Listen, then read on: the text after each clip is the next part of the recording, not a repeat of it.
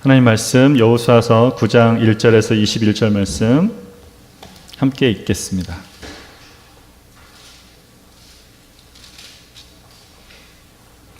이 일 후에 요단 서쪽 산지와 평지와 레바논 앞 대해 연안에 있는 햇사람과 아모리 사람과 가나안 사람과 브리스 사람과 히윗 사람과 여부스 사람의 모든 왕들이 이 일을 듣고 모여서 일심으로 여호수아와 이스라엘에 맞서서 싸우려 하더라. 기브온 주민들이 여호수아가 여리고와 아이에 행한 일을 듣고 꾀를 내어 사신의 모양을 꾸미되 헤어진 전대와 헤어지고 찢어져서 기운 가죽 포도주 부대를 나귀에 싣고 그 발에는 낡아서 기운 신을 신고 낡은 옷을 입고 다 마르고 곰팡이가 난 떡을 준비하고 그들이 길갈 진영으로 가서 여호수아에게 이르러 그와 이스라엘 사람들에게 이르되 우리는 먼 나라에서 왔나이다. 이제 우리와 조약을 맺읍시다 하니 이스라엘 사람들이 휘 사람에게 이르되 너희가 우리 가운데에 거주하는 듯 하니 우리가 어떻게 너희와 조약을 맺을 수 있으랴 하나 그들이 여호수아에게 이르되 우리는 당신의 종들이니이다 하매 여호수아가 그들에게 묻되 너희는 누구며 어디서 왔느냐 하니 그들이 여호수아에게 대답하되 종들은 당신의 하나님 여호와의 이름으로 말미암아 심히 먼 나라에서 왔사오니 이는 우리가 그의 소문과 그가 애굽에서 행하신 모든 일을 들으며 또 그가 요단 동쪽에 있는 아모리 사람의 두 왕들 곧 헤스본 왕 시온과 아스다롯에 있는 바산 왕 옥에게 행하신 모든 일을 들었음이니이다. 그러므로 우리 장로들과 우리나라의 모든 주민이 우리에게 말하여 이르되 너희는 여행할 양식을 손에 가지고 가서 그들을 만나서 그들에게 이르기를 우리는 당신들의 종들이니 이제 우리와 조약을 맺읍시다 하라 하였나이다.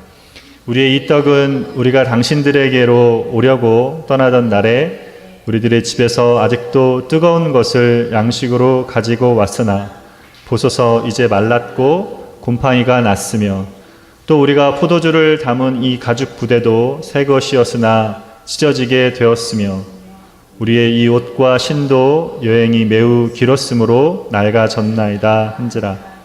우리가 그들의 양식을 취하고는 어떻게 할지를 여호와께 묻지 아니하고 여호수아가 곧 그들과 화친하여 그들을 살리리라는 조약을 맺고 회중 족장들이 그들에게 맹세하였더라.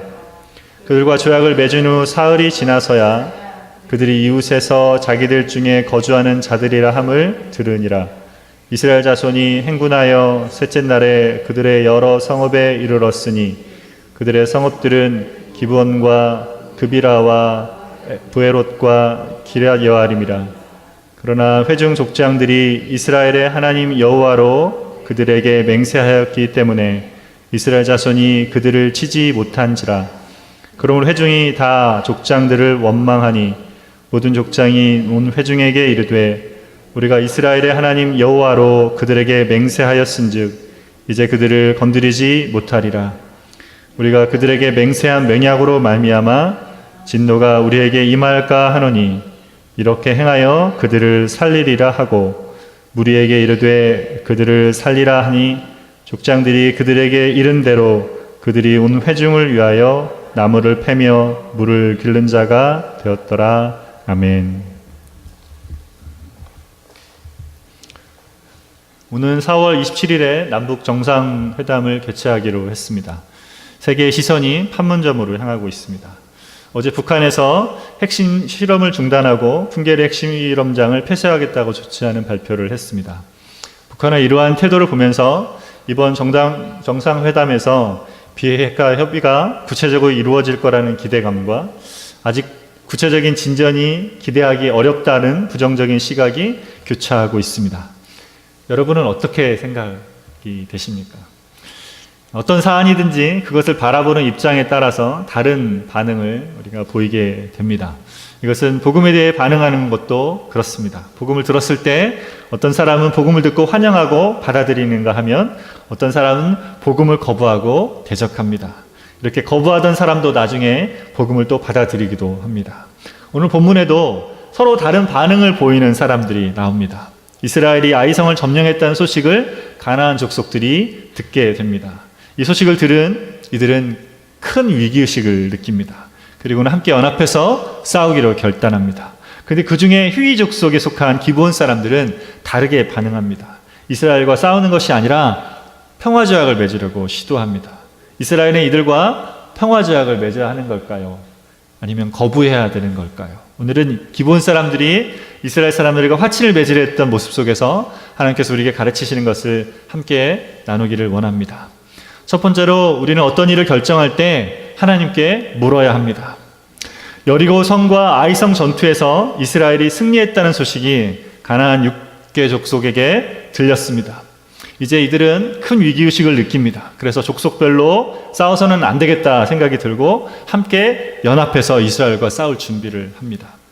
근데 이때 가나안 족속 중에 히위 족속에 속한 기브온 사람들이 다르게 반응합니다. 3절과 4절 말씀을 같이 한 번 더 읽겠습니다. 기브온 주민들이 여호수아가 여리고와 아이의 행한 일을 듣고 꾀를 내어 사신의 모양을 꾸미되 헤어진 전대와 헤어지고 찢어져서 기운 가죽 포도주 부대를 나귀에 싣고. 기브온 사람들이 여호수아가 여리고와 아이의 행한 일을 듣고 뭘 냈습니까? 꾀를 냈다라고 말하고 있습니다. 무슨 꾀를 냈습니까? 이스라엘 사람들과 평화조약을 맺으려 했습니다. 이들은 이스라엘과 화친을 하기 위해서 사신을 뽑아서 보냅니다. 보낼 때 그냥 보낸 것이 아니라 이들을 위장해서 보냅니다. 아주 낡은 돈주머니와 포도주 부대를 가져옵니다. 신발도 낡아서 기운 것을 신고 옷도 낡은 것을 입었습니다. 그리고 다 말라서 곰팡이가 난 떡을 가지고 왔습니다. 여러분, 왜 이렇게 한 것입니까? 왜 이렇게 한 것입니까? 멀리서 왔다는 것을 보여주기 위해서 그랬습니다. 이렇게 와서는 여호수아에게 우리는 먼 나라에서 왔습니다. 우리와 조약을 맺읍시다 라고 말합니다. 근데 좀 생각해 볼 필요가 있어요. 이들이 왜 이렇게 멀리서 왔다는 것을 말하면서 화친을 맺으려 하는 것일까요? 왜 멀리서 왔다는 것이 중요했을까요? 이 사람들이 지금 이스라엘에 대해서 굉장히 많이 연구하고 온 거예요. 여리고와 아이성을 점령한 다음에 뭘 했습니까? 그 성의 모든 사람들을 다 죽인 것을 들었죠. 왜 그렇게 할까라고 이 사람들이 알아봤더니 이스라엘이 하나님께서 신명기 20장에 주신 말씀을 따르고 있다는 것을 알았습니다. 하나님께서 가나안 사람들의 죄가 이스라엘 백성들에게 영향을 끼치지 못하도록 진멸하라고 하셨고, 그래서 여리고와 아이성에서 이 명령을 따라 행하고 있다는 것을 알게 된 것입니다. 이것을 보면서 이들은 어떻게 하면 살 수 있을까라고 방법을 찾았습니다. 신명기 20장에 하나님 하신 말씀에 가나안 땅에 사는 사람들을 진멸하라고 말씀하시기 전에 주신 말씀이 있다는 것을 알았습니다. 신명기 20장 10절, 11절, 15절을 함께 읽도록 하겠습니다. 신명기 20장 10절, 15절, 10절에서 11절, 15절 말씀 같이 읽겠습니다. 내가 어떤 성읍으로 나가서 치려할 때에는 그 성읍에 먼저 화평을 선언하라. 그 성읍이 만일 화평하기로 회답하고 너를 향하여 성문을 열거든 그 모든 주민들에게 내게 조공을 바치고 너를 섬기게 할 것이요. 내가 내게서 멀리 떠난 성읍들 곧 이 민족들에게 속하지 아니한 성읍들에게는 이같이 행하려니와, 이렇게 말씀하고 있습니다. 하나님 여기서 뭐라고 말씀하십니까? 어떤 성읍을 치기 전에 먼저 그 성에 뭘 말하는 거예요? 화평을 선언하는 거예요. 화해케 하는 일. 그러니까 평화조약을 맺을 수 있으면 해라라고. 그래서 화평으로 답을 하면 이들을 받아들이고 종으로 삼으라고 말했습니다. 그냥 다 없애라는 건 아니었어요. 근데 이것에 조건이 있었습니다. 15절에 뭐라고 말씀하신 거예요? 이 사람들이 내게서 멀리 떠난 성읍이어야 된다는 거죠. 곧 이 민족들이 누굽니까? 가나안 민족들이죠. 가나안 민족들에게 속하지 않은 성읍들이어야 했습니다. 기브온은 아이성에서 5마일밖에 떨어지지 않은 가나안 족속이었습니다. 하나님이 말씀하신 이 신명기에 말씀하신 15절에 해당되지 않는, 조건에 해당되지 않는 사람들이었죠.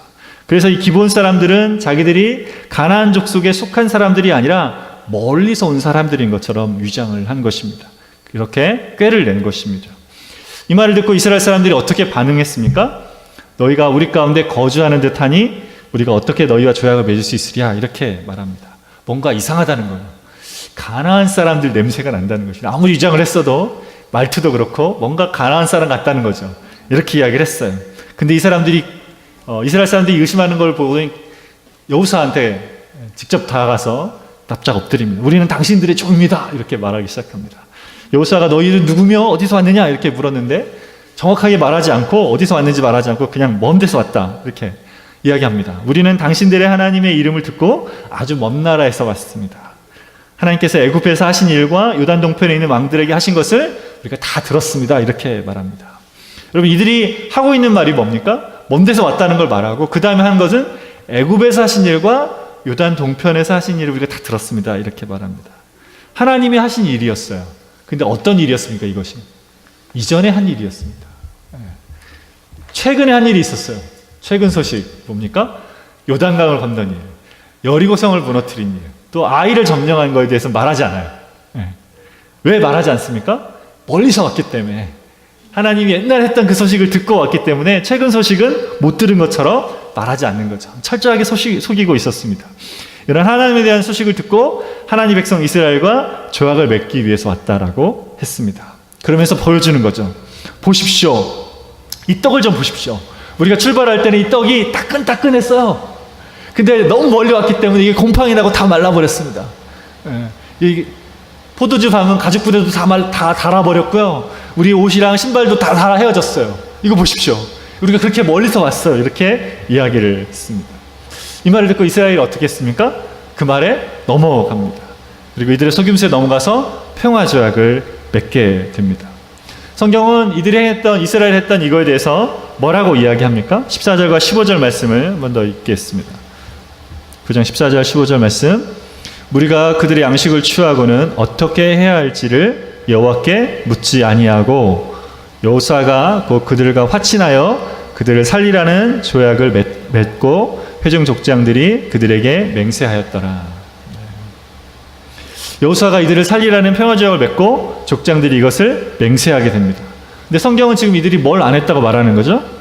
어떻게 해야 될지를 하나님께 묻지 않았다, 이렇게 말합니다. 여호수아와 이스라엘은 아이성 전투 때에도 하나님께 묻지 않고 싸워서 패배했습니다. 이스라엘은 이런 잘못을 반복하고 있는 것이죠. 민수기 11장 21절에 보면 여호수아를 리더로 세울 때 여호수아가 제사장 엘리야살 앞에 서면 그가 여호수아를 위해서 하나님께 묻고 우림의 판결로 하나님의 뜻을 분별케 하였습니다. 기브온 거민들과 평조약을 맺기 전에 여호수아는 하나님께 물어봤어야 되는 거죠. 근데 하나님께 묻지 않으므로 기브온 거민들한테 속아서 평화조약을 맺게 된 것입니다. 이스라엘은 하나님께 묻는 것보다 눈앞에 보이는 말라버린 곰팡이 나는 떡을 더 확실한 증거로 받아들였습니다. 하나님의 말씀에 인도함 받기보다 낡은 옷과 신발, 포도주 부대가 더 믿을만 했던 것이죠.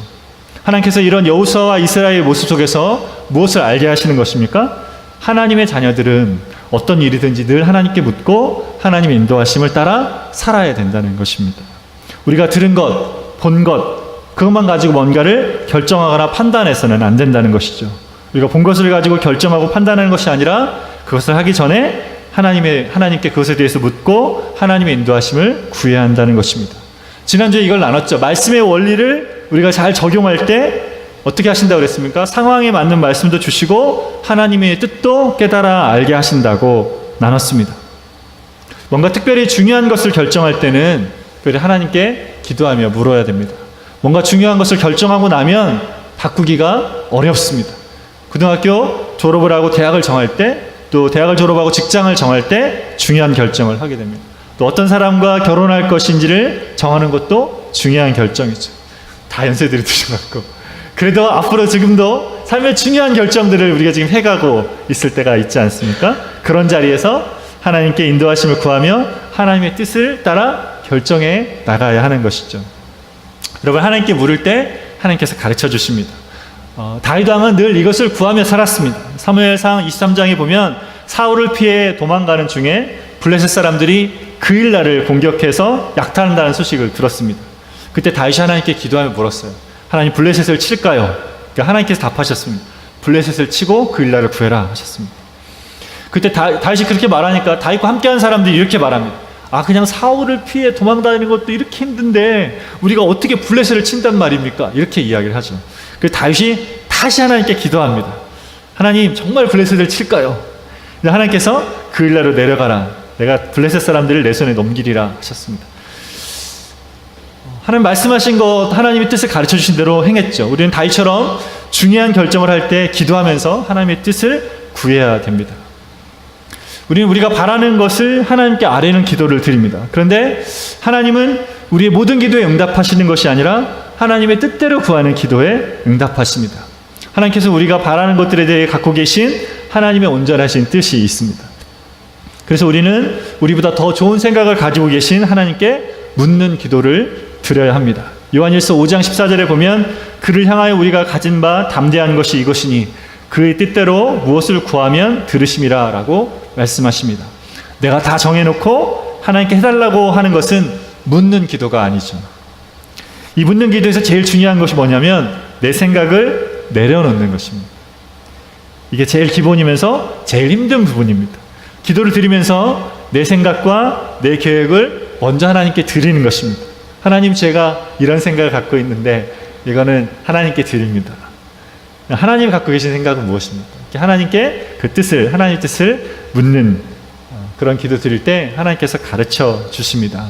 빌립보서 4장 6절과 7절에 이렇게 말씀하십니다. 아무것도 염려하지 말고 오직 기도와 간구로 너희 구할 것을 감사함으로 하나님께 아뢰라. 그리하면 모든 지각에 뛰어난 하나님의 평강이 그리스도 예수 안에서 너희 마음과 생각을 지키시리라 말씀하십니다. 어떤 일을 결정을 하며 앞두고 하나님의 뜻을 구하며 드리는 기도를 드릴 때 주님께서 우리에게 뭘 주십니까? 평강을 주십니다. 그 상황을 알고 계시니까, 모든 지각이 뛰어나신 분이시니까 우리에게 주시는 것은 평강을 주시죠. 평강을 통해서 분별하게 하십니다. 묻는 기도를 드릴 때 주님은 그 상황에 맞는 새로운 생각도 우리에게 주십니다. 보이지 않던 방법들도 보게 하시고 그 상황에 대한 새로운 이해도 갖게 하십니다. 그 안에 있는 하나님의 뜻을 분별하게 하십니다. 여러분, 삶의 중요한 자리들 속에서 그렇게 하나님을 구하고 하나님의 뜻을 따라 인도함을 받는 저와 여러분 되시기를 바랍니다. 두 번째로, 하나님의 자녀들은 신실하게 약속을 지켜야 됩니다. 그렇게 기브온 거민들과 평화조약을 맺은 3일 후에 이스라엘 사람들은 그들이 근처에 살고 있는 사람들이라는 것을 알게 됩니다. 이들이 가나안 땅에 사는 사람들인 줄 알게 되었지만 언약을 맺었기 때문에 이들을 공격할 수가 없었습니다. 이 이스라엘 사람들이 이들과 평화조약을 맺은 족장들을 원망했습니다. 이런 때는 어떻게 해야 됩니까? 기본 사람들이 속임수로 언약을 맺었잖아요. 그러니까 이스라엘도 언약을 깨트리고 이들을 멸해야 됩니까? 19절과 20절 말씀을 같이 읽겠습니다. 19절과 20절입니다. 모든 족장이 온 회중에게 이르되 우리가 이스라엘의 하나님 여호와로 그들에게 맹세하였은즉 이제 그들을 건드리지 못하리라.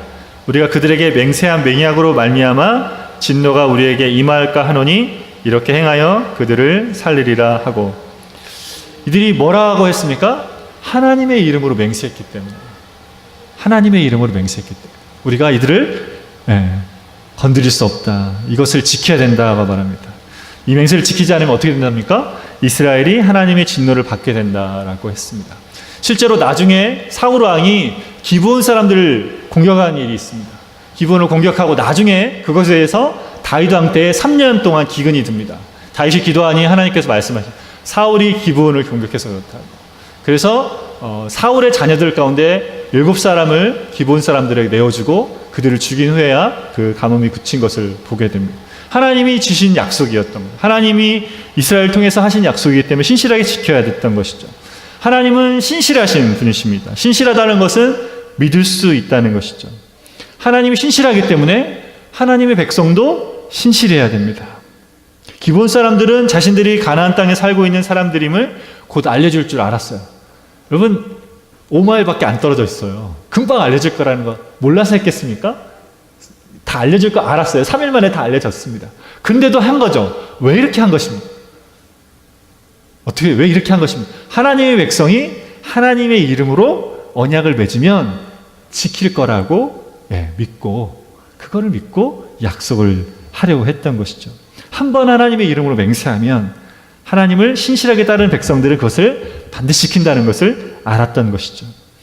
여러분 어떠십니까? 여러분 주위의 사람들이 여러분이 믿을 만한 사람이라고 인정하고 있습니까?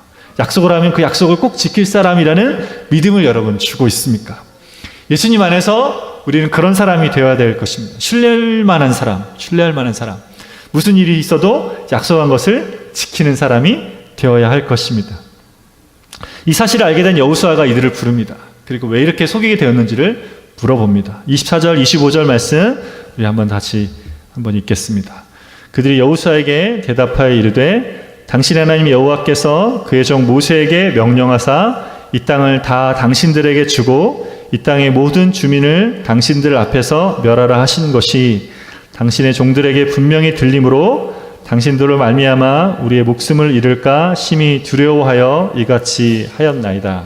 보소서 이제 우리가 당신의 손에 있으니 당신의 의향에 좋고 옳은 대로 우리에게 행하소서 한지라.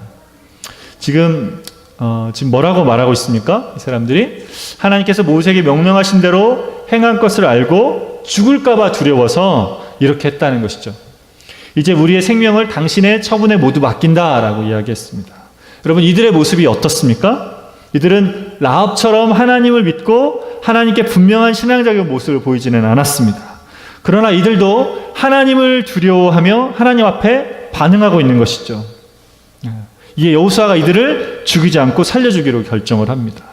여러분 이런 모습으로도 이들은 이스라엘 안에 들어오게 됩니다. 하나님은 아직 불확실하지만 이런 이들의 모습이 하나님을 향한 반응이라고 받아주십니다. 하나님을 알고 하나님께서 행하시는 일을 아는 사람들은 하나님 앞에 손을 들게 됩니다. 자기 고집, 자기 주장을 그것 가지고 헛되이 하나님과 싸우려 하지 않습니다. 하나님과 싸워서 이길 수 없는 분이라는 것을 알고 하나님께로 나옵니다. 전쟁에 용사시고 지혜와 지식이 무궁하신 전능하신 하나님을 아는 자들이 하나님께로 나옵니다. 모든 이름 위에 뛰어난 그 이름 앞에 무릎을 꿇습니다. 그분의 다스림을 인정하고 그분의 말씀이 다 성취될 것을 믿고 순종합니다. 기브온 거민들이 이렇게 하나님 말씀을 깨닫고 하나님의 진노로부터 살아남고자 최선을 다한 것이죠. 생명을 구원하고자 한 것입니다. 생명을 잃으면 가진 모든 것이 다 얻는 것이 되기 때문에 그렇게 한 것이죠. 예수님께서 이렇게 말씀하셨어요. 사람이 만일 온 천하를 얻고도 제 목숨을 잃으면 무엇이 유익하리요? 사람이 무엇을 주고 제 목숨과 바꾸겠느냐라고 하셨습니다. 예수 그리스도 그분께서 하나님의 진노로부터 우리를 구원하셨습니다. 주님 저는 죄인입니다. 주님 앞에 아무것도 자랑할 것이 없습니다. 내 생명이 주님 손에 있습니다. 이렇게 고백하는 자를 예수님은 구원하십니다. 나를 믿는 자는 죽어도 살겠고 무릇 살아서 나를 믿는 자는 영원히 죽지 아니하리라. 이것을 내가 믿느냐? 주님이 이렇게 말씀하셨습니다. 이것을 믿는 사람들이 예수님께 나오는 것입니다. 그분의 도움이 없이는 나 스스로는 구원할 수 없음을 인정하는 인생이 그분 앞에 나오는 것이죠. 그런 사람들이 영원한 생명을 소유할 수 있게 되는 것입니다. 여러분 하나님이 하시는 일들을 들으셨습니까? 그분의 그 크신 위엄을 알고 있습니까? 그분의 말씀이 마음에 자리하고 있습니까? 그러면 오늘 기브온 거민들처럼 주님 앞에 생명을 얻고자 나와야 하는 것입니다. 그렇게 기브온 사람들이 멸망당하지 않고 이스라엘 안에 자리하게 됩니다. 종으로 거하면서 하나님의 전을 위해서 봉사하며 물을 깃고 나무를 패는 자들이 되었습니다. 느헤미야 7장에 보면 바벨론 포로에서 돌아온 자들 중에 기브온 거민들이 명단에 나옵니다. 느헤미야와 이스라엘 사람들이 포로에서 돌아와서 성벽을 재건할 때도 이들이 함께 도왔습니다. 여러분 이 여호수아 때 처음 만들어진 하나님 백성들의 모습 속에 들어가기 시작하면서 이들이 이스라엘 백성 안에 자리하게 됐고 포로에서부터 귀환하는 일까지 이들이 있었다는 것이죠. 하나님 백성으로 자리하게 된 것입니다. 여러분 우리 중에 기브온 사람들과 같은 믿음을 가진 사람이 있을 수도 있습니다. 자기 보기에 지금 당장은 온전한 믿음이 아니어도 하나님은 하나님 말씀을 듣고 그 사람이 하나님 앞에 보이는 그 인격적인 반응을 기뻐하십니다. 그리고 그 사람을 하나님의 자녀로 인정해 주십니다. 그렇게 하나님 앞에 나오라고 초대하고 계십니다. 시간에 같이 기도하겠습니다.